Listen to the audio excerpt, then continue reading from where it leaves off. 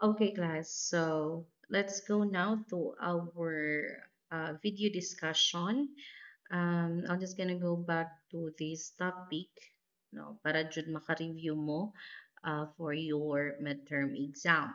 So in this discussion, we are going to discuss the material classification, the progressive stage of fire, and also those specific nga mga phenomenon or important terms that we need to remember, uh, especially during the fire circumstances. Okay, so let's start our video discussion. Okay. So let's go now. Let's break down the fire, no? Kung unsa gyud ang nganong masunog man or unsa kay gisunog niya. Okay? So just imagine nga naa mo sa crime scene or the fire scene rather. Sorry. Just imagine that you are in a fire scene so naay sunog nga nahitabo dito. Uh, what's the first thing nga kailangan natong mahibaw-an if naay sunog? What's the fuel, di ba? Or unsa jud kaha ang nasunog, di ba? Mamanay anong atong dapat mahibaw-an nga wala nga nung nasunog man na diha. Unsa kay nasunog? Unsa kay rason nga numang nasunog man? Okay? So that's why we have to identify this two terms here, no? Because they are somewhat like just same pero naagihapon sila kalahian. Okay? So, combustible material versus flammable material. So, let us just try to understand unsa jud ay nga mga fuel ang nasunog diriya. So, when we see combustible material class, think of this as kanalaging mga kahoy or mga karton. Oh, so, they need a good spark ug some heat to get going because ang ilahang flash point is 38 degrees. So, may nga flash point sa atong previous nga discussion, that is the temperature nga mag-start na sila og release og mga flammable vapor, no? So, ang ilaha ko ng temperature is 38 degrees Celsius or mas taas pa.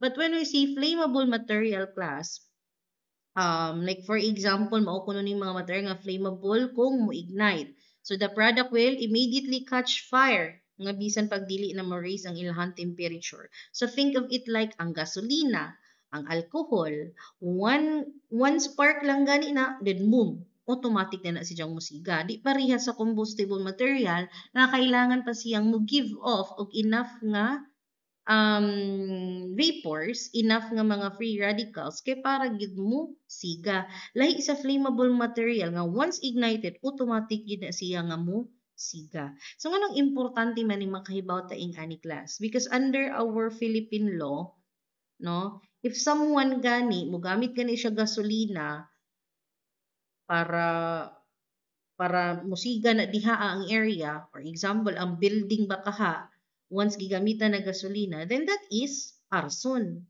No? That is just plain and simple explanation. Okay? Naana dito sa ato ang balaod about arson, especially in the PD 1613 as well, the arson law. No? Diha mo sud na diha. And also the penalties o unsa may naa diha. Okay?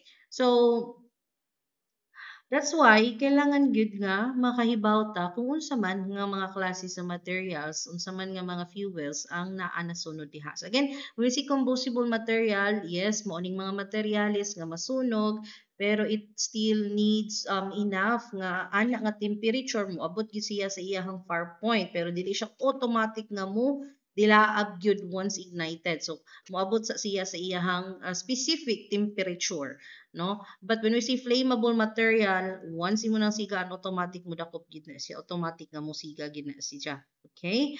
Next is we need to know unsa nga klase sa fire ang ato ang example ko kamo ang mamahimong mga fire officers pohon.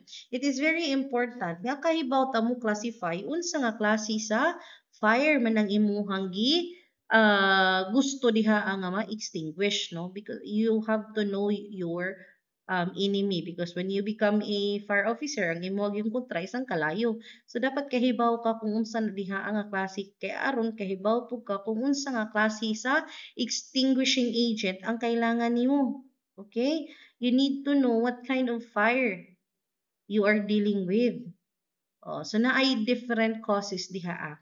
So ingon diha, classification of fires by knowing the classes of fire, a certain material will fall into. You will be able to make intelligent firefighting decisions. So makahibaw gyud ka unsay saktong buhaton when you really know kung unsa nga klase sa fire ang naa diha. So we could say that there are bases kung unsa nga klase sa fire. Depende kung unsa ang iyahang cause. No? So na ay based on the cause and based on the burning fuel class. Ngayon, based on the cause, so it could be a natural fire, it could be accidental fire, or it could be intentional. But when you say based on the burning fuel, i-classify ang burning fuel into class A, class B, class C, class D, and class K. So, ano yung sa based on the cause?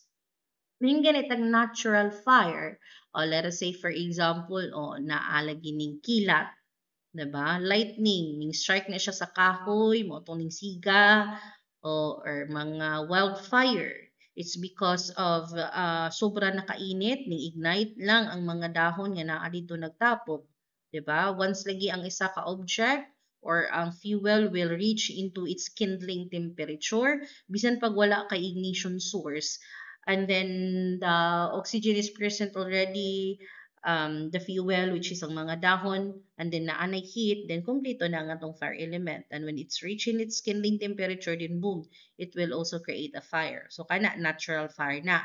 But when we see accidental, oy butang nato nakalimtan lagi nimo ang imuhang i-charge, nakalimton nimong ibot ang plancha, unya ang plancha ba mo init lagi na ang electricity, again remember nga isa ba si electricity ang source of ignition, di ba?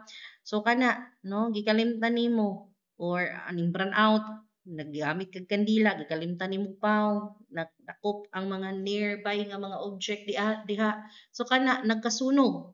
Oh, unsa man na nga klase sa sunog, that is accidental.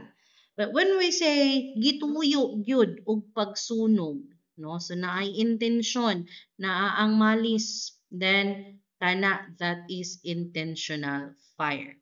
So between the three causes, asa man mosud si arson class, anhina siya sa intentional fire. Okay? Gituyo gyud niyang sunugon ang isa ka building bakaha or properties bakaha, vehicle, for the purpose of gaining bakaha or sa kalagot. Okay? When you intend to really destroy those properties using fire, then that is arson. Intentional na siya. Okay? But when I say based on the burning fuel class, so again, as what I mentioned, classified siya in two different classes, A, B, C, D, K. Okay. So let us see here. So mauni siya. When we see class A, class, muna sila ang mga ordinary combustibles, o mga basura, o mga sanina, mga kahoy, papel, all those things. Those are those class A. So anything nga pwede masunog. Okay? Nga naadiha sa area. But when we say class B, these are those flammable liquids. Okay, mga gasolina, LPG, paint, oil, solvent. So mga ingana, those are class B. So na, masunog na. Pero kung ang masunog is in connection to the live electrical equipment, kuryente, electricity, that is class C. Class D, mao po ni sila ang mga combustible metal. So mga special metals ni sila, rare in most crime rapod ni. Dili jud siya nga common. Ang magnesium, aluminum, so mga ingana. And we also have class K, commercial cooking equipment. So mga mantika, no, mga fires in the kitchen. So kabantay mo ug magluto mo, diga mo mudakop biya ng mantika ug kalayo usugan tingal mo kining dilaab ag imong giluto. So di ba? Those are example of class K nga fire. Now, question class. Nganong importante man ni? No, why does this matter for you? Because under the arson law class, when you set a fire to different types of properties, nag-carry ka ana og different nga penalties. Lahi-lahi na siya og penalty. Okay? When magsunog gani ka og residential nga balay, lahi pud ang penalty ana compared to the kuan kung magsunog pud ka og ibutang kintay na naay kahumayan. Okay? So lahi na. Plus, kung unsa nga type of fuel ang gigamit, no? Kay isa man na siya nga piece of evidence to prove the intent of the person nga maoy nagsunog ing ana. Okay? So mao nang importante gyud class. Aside from that, no, dili lang sa arson law, aside from that, if you are the one lagi who will be dealing this fires or if ikaw lagi pohon ang mamahimo nga fire officers, at least you are aware or kahibaw ka, you know what are the correct extinguishing agents nga pwede nimong gamiton. Kay lagi like for example nasunog ng balay diha maskin dili intentional accidental unya ang involved is class C kuryente.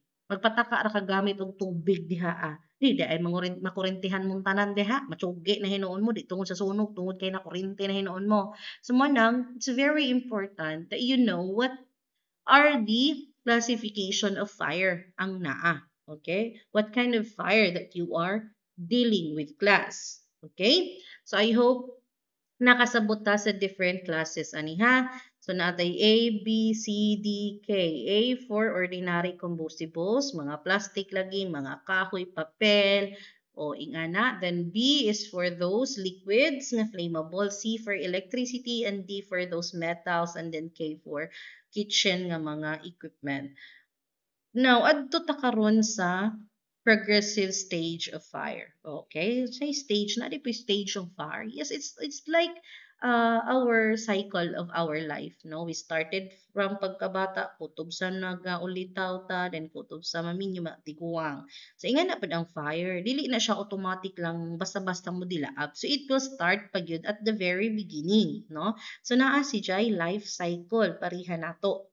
And understanding the stages class magtabang na nato to reconstruct the crime. If you can still remember sa inyong CDI1 subject, di ba naghisgot ng crime reconstruction. So that is one way for you to consider it. Okay?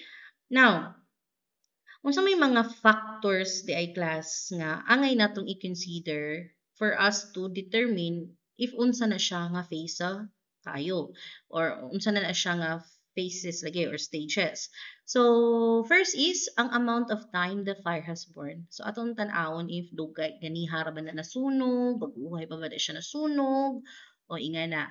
Then, the ventilation characteristics of the confining structure. Let us say, for example, if sarado na ang area, that is a building or that is a room, atong tan-awon if ventilated ba or wa ba ventilation. Okay? Then the amount and type of combustibles present. So daghan ba diha ang mas dali ra sunugon? Unsa ba ni si diri mga light material ba ni naabay daghang gamit diha. So that is also one nga in consider nimo how to determine the phases of the burning. Okay? Now, these are the progressive stages of fire class na akong giingon. So we have the incipient or the beginning phase, and we also have the free burning phase and also the smoldering phase. Okay? Mayon kay tag incipient phase class. It is the initial stage of fire. So meaning ang baby stage, small flame, mao pa lang siya pag-start, mao pa'y pagsugod. Okay? So that is the incipient na ana-ana nga phase. Mao pa'y pagsugod. But when we say free burning phase, this is the phase of burning in which materials or structures are burning in the presence of adequate oxygen. So meaning, ang kayo karon it grow fast. Nag-spread na bisan asa sa area. No? And possible nga naaonyay flash over nga mahitabo. So you must be very careful. Unsa man dining flash over, we will discuss that after this topic. No? So kana, no possible. Ning sige na dihag maayo. Possible na ay flash over nga mahitabo. Possible everything suddenly mo ignite na diha. No? That is in a free burning phase class. Okay, how about smoldering phase? So from the word smoldering, okay? Meaning, padung na, ugdaw na ang kalayo. The fire is dying down na. But, of course, naana nagpabilin ang daghan gid kaayo nga smoke. Diba? If you still remember sa atong discussion last time about the products of combustion, na ay mga fire gases magpabilin ang smoke. So, ani pud nga part, magbantay pud ta if na ay possible nga backdraft, na ay sudden explosion, if na ay kalitpod nga oxygen ang giad nimo diha nga area. Ana class, maunay angay natong hinumduman. Okay? Na ay incipient stage wherein mao pay pag-start sa kayo, di na once gani nga rasiga na ning kalat na, that is not a free burning phase, and once it is now, padung na siya ugdaw, smoke na lang nagpabilin, fire gases, then kana, that is in smoldering phase. But must be careful of the backdraft. Or in number two, we must be careful of flashover. Okay? So, kana si class.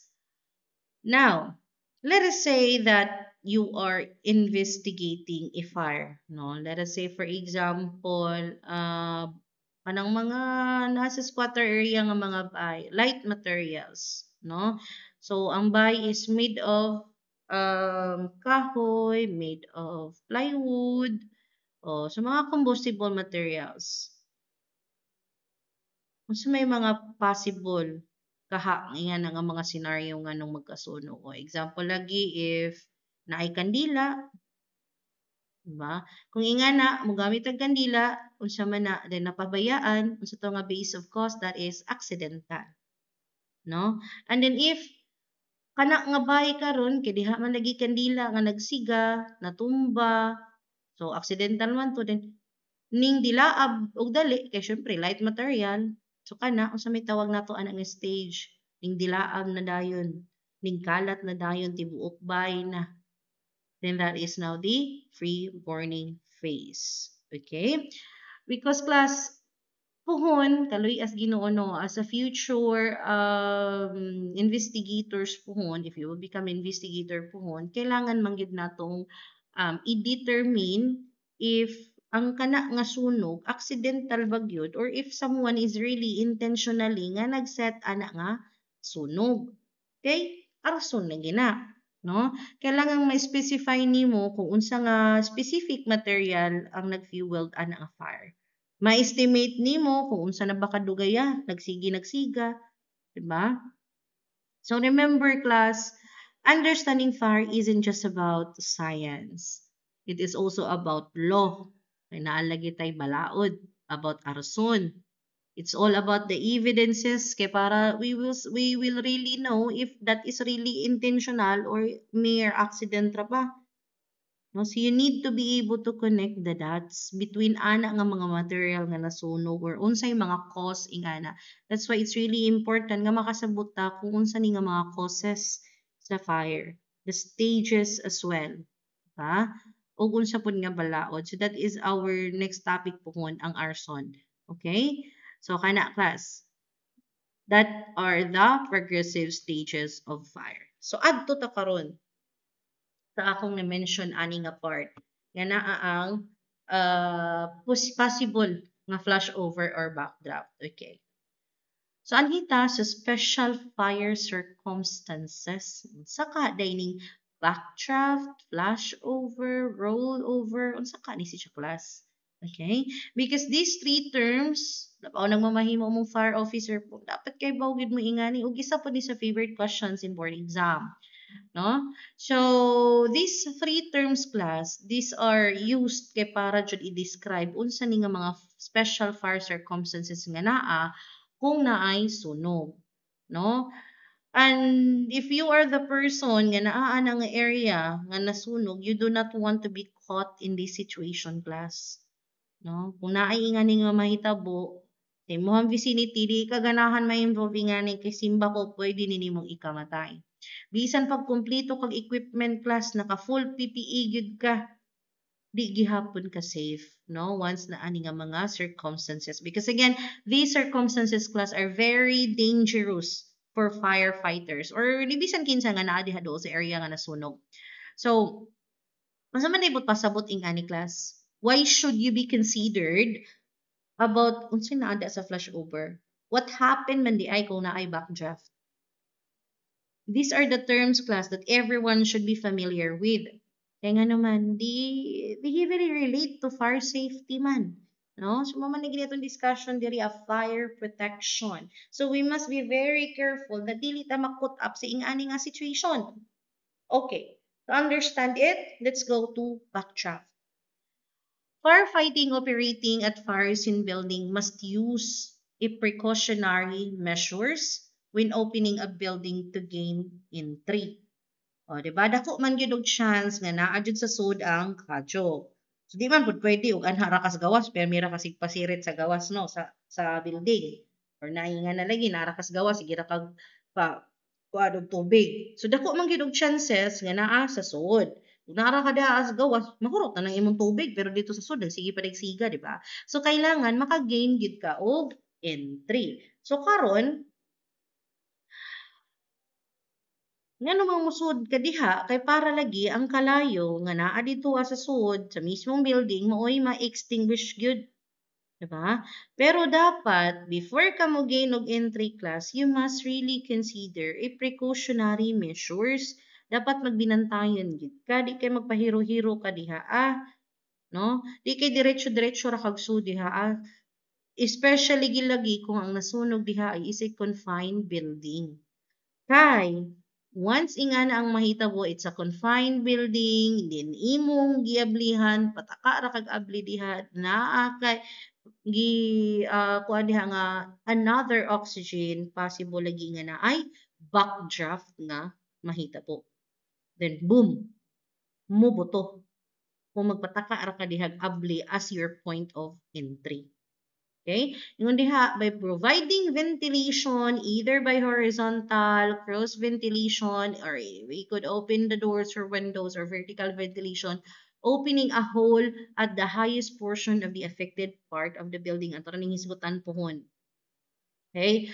So, ang dapat buhaton day nimo when you gain entry, kay para lagi ma-extinguish nimo ang sunog dito sa sulod, so, i-ventilate sa gyud nimo ang lugar nga nasunog. Bangagan sa na nimo or you might find ways how to ventilate it horizontally or vertically. Okay? Kailangan sa nga na ay pwedeng mamahimong source of opening kay para dito nimo pahungawon ang kainit. Dito nimo pagawson ang mga aso. Kay di ba remember if naalagi sunog, naana na dihay arang daghanang mga vapor nga na-release. Kay syempre init na lagi kaayo. So karon nag-accumulate na diha ang mga flammable gases na naa diha karon. Diba? Na nang mga aso, mga flammable nga mga gases na nagpabilin diha. So ang mo buhaton i-ventilate sa kay para makagawas na siya. Kay para sa time nga mosulod na ang team sa mga firefighters, dili na na-risky para sa ilaha kay well ventilated naman. So ingana pud class ang simba ko biskin nung dili ta firefighter at least aware ka nga posibleng naiingana nga mahitabo. Example og nasunog nag-init na kaayo na dihang palibot. Of course, kung unsa rin mga fuel o oxygen nga naa mo dyan iyang i-consume sa sunog. Now, ang na-consume na lagi na tanan, unya nagpataka ra kag abli diha, imo na pong gipun-an og another oxygen and remember present na lagi dito ang kainit. Unya naa na mga flammable gases, then for sure mo backdraft gina, buto gid na. Diba? So, imong buhaton, you just have to find ways sa gyud source of opening kay para mapagawas na nga mga kainit, ma-release na nga mga aso, para well ventilated na. Sa example, pwede kadto ka sa atop, magbangag, kay para automatic, kay di ba kasagaran flammable gases, it will accumulate ng gyud lagi pataas. So, kung magbangag ka dito, then automatic padung jud siya gawas. Pwede po do sa bintana or putahan. Pero, magbinantayon jud lagi ka. Okay? Take note class nga ang backdraft, this only occurs when closed or confined structure ang nasunog. So, kay tungod man lagi kay daghan mo ma-accumulate nga mga flammable gases at the same time taas ang temperature sa sulod. Then kalit ra nimong gisudlan, then of course large of volume ang imong gidala. So kung open area lang, Wala ni backdraft kung open lang man, no? Ang backdraft class mao ni ang naay explosion. Okay? Na explosive. Explosion.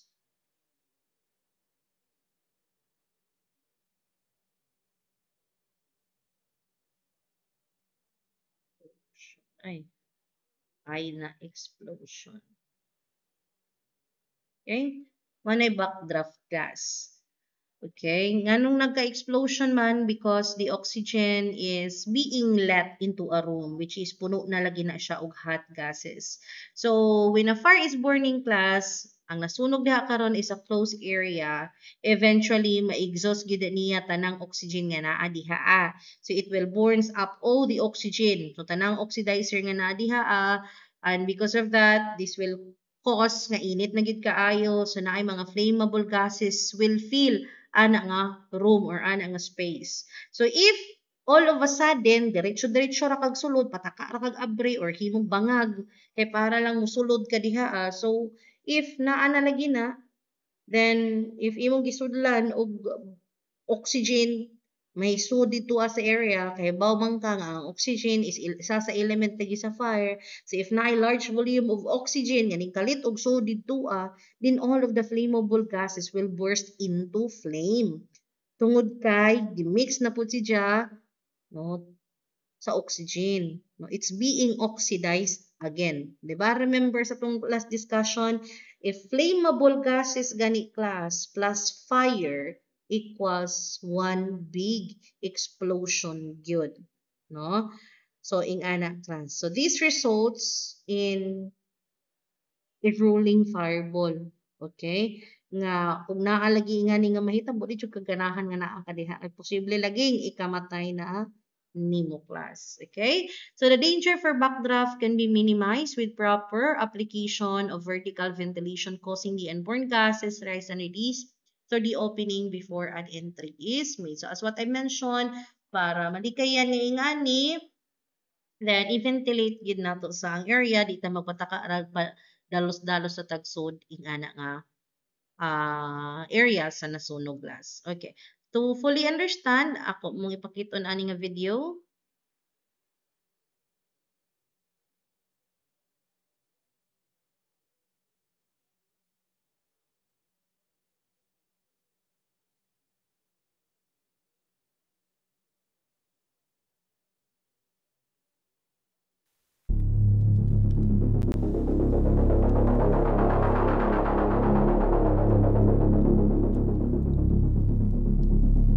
Kasi, sindang kalit og abli, kalit lang uning dilaab.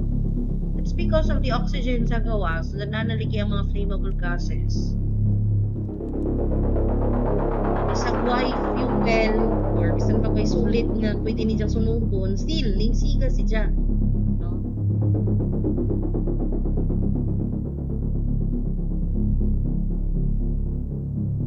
Okay, that are the flammable gases. Basta ingana na gani, flammable gases na palayo yun.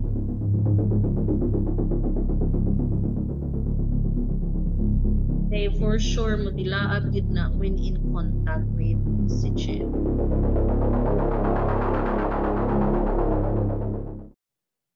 Okay, so that's it. That is the backdraft class.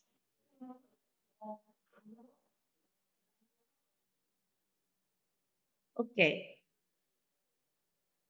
So, adto ta karon sa flashover class. So, unlike sa backdraft nga mobuto jud na agi explosion class kaning flashover ning kalit lang og dilaab due to the accumulated nga mga flammable gases. But backdraft and flashover pareho ra na nga delikado, pareho ra na nga dangerous phenomena nga mo-occur kung naalagi sunog. Again, naaray backdraft kung naay sudden influx of oxygen gas into a fire sa kanang nasunog diha karon nga confined area or space. So delikado jud ang backdraft for our firefighters o bisan si kinsa nga naa nga area. So dili pwedeng magpataka ra kag sulod no? Kaya pwede lagi kang magdagan daghan ng oxygen from the outside, pakalitan na nimong open diha, then dakpon gid na siya mag-oxidize, magka-explosion. On the other hand, class, kaning flashover, mo-occur lang ni siya kung ang content sa room or ana nga area is ningabot na sa temperature nga grabe na gyud ka high, no? Enough na gyud siya kaayo nga ang tanang combustible material, sa ito ring combustible material mo to ning mga posibleng mga material nga masunog gyud, no? Once moabot na siya sa iyang temperature 38 degree higher, no? Mo-ignite na ni sila simultaneously, kalit lang og dilaab, kalit lang og kanat na ang kadyo or gitaw or pwede pod mag-cause ni siya og roll over. So when we say flash over, class, mo gid ang pagpaspas gyud og kanat sa kadyo mo na matinga na lamang ka nga, uy, ang dali ara ba ning kalat sa kayo, ang dali ara ba ning dilaab sa kalayo. So that is what we call flash over, class. No, bisan pa og wala pa na nangasunog ng ubang gamit diha, still mukalit lang na siya og siga because of enough na gid kaayo ang kainit, no? When we see flash over, that is the wide spread of fire, class. Maunang na ay ingana kay because of the intense nga init. Okay? Uy, basa. Wait lang. Okay? When we see again flash over, ang grabe gyud nga pag-spread sa kayo.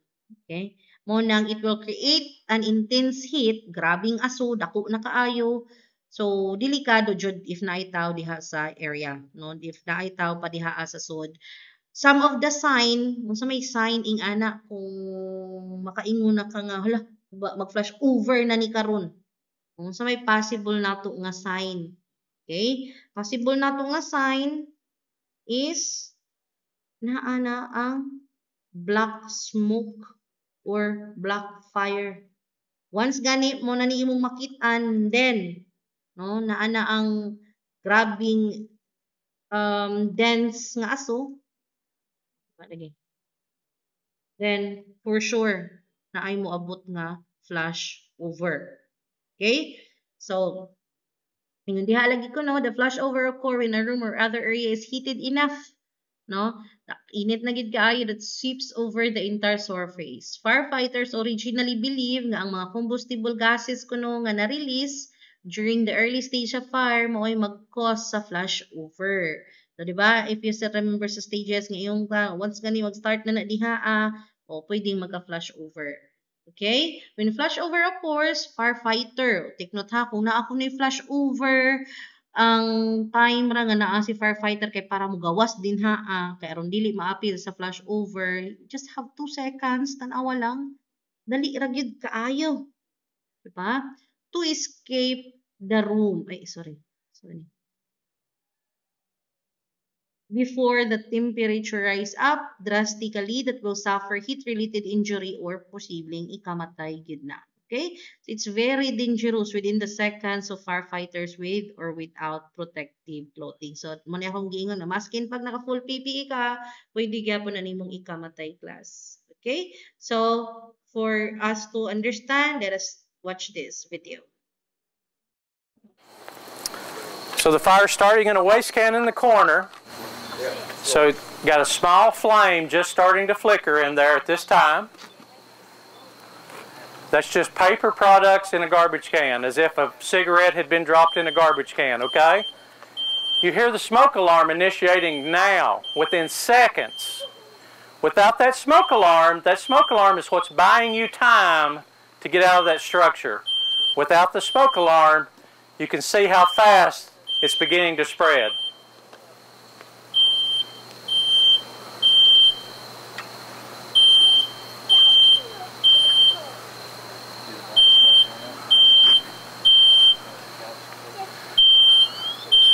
Now the corner of the couch is becoming involved.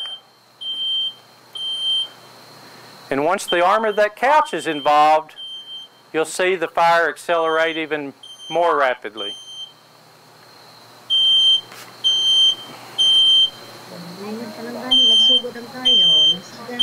You can now start to see some black smoke coming off of the flames. black smoke. In just a every time. second, that black smoke will be filling the ceiling, and you'll start seeing that black smoke begin to exit out of the structure. Sa ba Hong Kong nga, unsa imong timailhan nga padung na mag-flash You can see the smoke coming out of the front of the structure now. Nanay mga black smoke. Nag-use nga black smoke. Grabe na good tayo.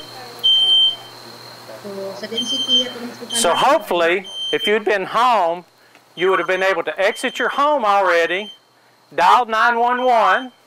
It takes about 2 minutes to make that 911 call and get the fire department on the road, and then it'll take us 4 or 5 minutes to get there. So about the same time that this room will be going to 1150 degrees, you hope that the fire department's arriving and extinguishing the fire. Okay, less than 2 minutes pa lang gani. Grabe na data na mga smoke mo. At this point, you'll see that the fire will accelerate exponentially every second. See, y'all ready? On there? Wa pa rin nakasunog ha. Tanawa, grabe na smoke. Kalitan na ang gilakaw. Smoke pa rin nasunog. Okay, now watch the material across the couch. You'll see that the material will start melting and deforming as the heat comes down. When that material starts deforming, it's giving off gas vapor that will ignite. That's what we call mga vapor. Now look up at the ceiling. Mga flammable You see the smoke burning at the ceiling now. So we're at about 1,000 degrees at the ceiling. And at this point,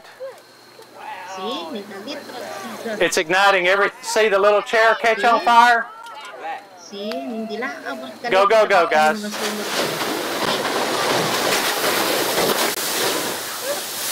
Notice the carpet's on fire? There was nothing burning on the carpet. The carpet. See, kasi dyan giingon, wala man kuno nasunog pa dito. Wa pa man nasunog ang carpet, wa pa man nasunog ang uwang area, pero ning kalit lang dilaab tanan. It's because sa present na nga grabing kainit ang mga flammable gases nga naa dinhaa. That's why it creates flashover glass. Okay, so timailhan nga mag-flashover na grabe ng ituma sa aso. O kana mo na likayan ni mo once ingana na radyo kay seconds para mugawas din haa, no? So that is your sign there. Okay, adto ta karon sa rollover class, no? Or gitawag ni nato siya og flame over. So ni rollover, the point of which gases produced by pyrolysis ignites. It involves only any gases and it's typified by a brief, sudden ignition in the overheated air. If the volatile gases around the ceiling have been disturbed through the improper cooling with water, but klase ka, sir? Oo, nagklase lang ko. Yes. Nag-video discussion naman ko. Kapit na ako naman. Okay naman, sir. Nag-special classes. Nag-special naman ka. Oo. Hindi mo ba naman? Sige, okay naman, sir. So, if ignition may occur at lower room heights, a danger for firefighters. So, madoy! For firefighters. So, para kung malikayan nato nga magka-roll over class, the base of the fire must be wet with water before cooling the upper level. Open ventilation at ceiling heights will also help pod kay para mo escape lagi ito nga mga grabe nga mga gases nga naa dihaam. So matinga ka kay bisan gi labayan na nimo og kuan, inasi sir nga okay ra diri padung na maghuhuman. Basin matinga ka kay bisan og gilabayan nimo tubig sa sin ning galit gihapon og siga no dito sa ubos na bahin. So mahitabo ning rollover class kung kadtong mga unborn nga mga gases lagi nga naa diha because once gani init na gyud kaayo ang area nga nasunog, it will produce ana nga mga gases no nga mag-accumulate dool sa ceiling or sa sa tawag ana nga sa Bisaya sa ceiling oy. Kanang dira sa ibabaw nga part ba? Kisame. Okay, sa kisame once nga ni nanan diha mag-accumulate class or kani nga mga gases, parihaan ng mga flammable vapor or mga hot smoke, pwede na siyang mo-ignite. Mag-create na siya og rolling or cascading flame. Okay? Because sa katong mga incomplete born fuels or mga na-ignite nga mga fire gases class. Mo spread na siya horizontally after na siya mo rise dito sa kesame. So rollover class is typically caused tungod sa mga incomplete combustion. So mao ni siya ang movement sa place paingon sa babaw tungod lagi kay tuwa na dito nagtapok ang mga flammable gases. Ug imo na siyang tandugon nga pasiritag kalit tandugon na nimo kana mga gases mo nang mo ignite og samot na hinuon. So that is rollover class. Okay? Kana nga rollover class it will or it can lead to flash over. Okay? Para mas masabtan, I will show you this one.